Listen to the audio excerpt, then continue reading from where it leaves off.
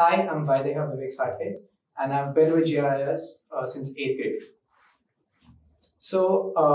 I joined GIIS with the intention of getting into the IB curriculum eventually, because I felt like I was always a very hands-on person. So I enjoyed the idea of doing IAs or doing research myself, and that is why I joined GIIS. And I think in IB it's all about making time for yourself, because the amount of workload that you have, you will not have time if you just assume that you will be given time to do things. So you will have to, since the beginning of IB, you have to be organized in what you do. You need to have an idea of your IAs, your IOs, and try to get them done before the deadlines instead of waiting for the deadlines to happen. And that way, you also get to keep in mind all of the other activities that you can do, your hobbies to relax yourself, or CAS activities that you're planning. You have to make time for them and you have to schedule your coursework accordingly, because there is a big difference between what you do in something like IGCSE versus when you come to IB. There's a big gap in the learning, and at the same time, they also expect you to do your extracurriculars. So it's more about making time for yourself and knowing how to manage yourself and how you best learn. And I think that's the way you should go ahead to IB.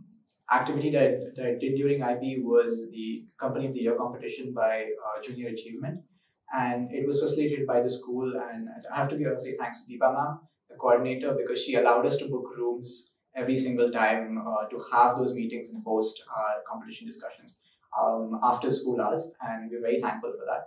So in the competition, we developed a company over the course of about 5-ish months, starting from like product ideation to how the manufacturing would work. And we had 2 mentors from JA who came and helped us figure out the aspects of entrepreneurship we need, and that was a very enriching experience for us. I think my external essay supervisor, Vaideha, she was very strict, and she was also very precise with her feedback, which I really appreciated, because that told me exactly how to change something and what to change. And she was very strict about deadlines. She always made sure that I had my stuff done at least a week or 2 weeks before the school deadlines, which always gave me more time to tweak or revise my work later on. She was very methodic in the way she asked me to do my research. So she asked me to do my literature reviews first, then go on to drafting my essay and then writing it. And I think that methodical approach that she taught me how to do was very helpful, because it let me understand how to write a research paper.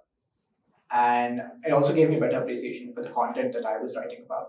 And that's, I think, the major contribution for how I got the grades that I got, especially in XRS.